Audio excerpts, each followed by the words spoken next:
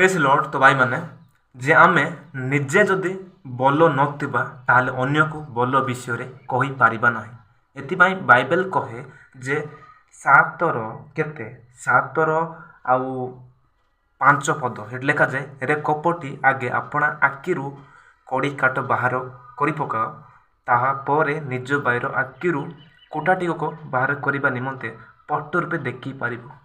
ଯଦି ଆମଟାରେ ଭୁଲ ବିଷୟ ଅଛି ତାହେଲେ ଅନ୍ୟର ଭୁଲକୁ ଆମେ ଧରିପାରିବା ନାହିଁ। ଆମ ନିଜଟାରେ ଯଦି ଭୁଲ ଅଛି ତାହେଲେ ଅନ୍ୟର ଭୁଲକୁ ଆମେ ଧରିପାରିବା ନାହିଁ। ଆମଟାରେ ଯଦି ଭୁଲ ନଥିବ ତାହେଲେ ଅନ୍ୟର ଭୁଲକୁ ଆମେ ଧରିପାରିବା। ବାଇବେଲ ତାହା କହୁଛି। ଆଉ ଅନ୍ୟକୁ ଭଲ ବିଷୟ ବତେଇ ପାରିବା, କହିପାରିବା। ଯଦି ଆମଟାରେ ଖରାପ ବିଷୟ ଅଛି, ତାହାଠାରେ ଖରାପ ବିଷୟ ଅଛି, ତାହେଲେ ଆମେ ତାକୁ ଭଲ କହିପାରିବା ନାହିଁ।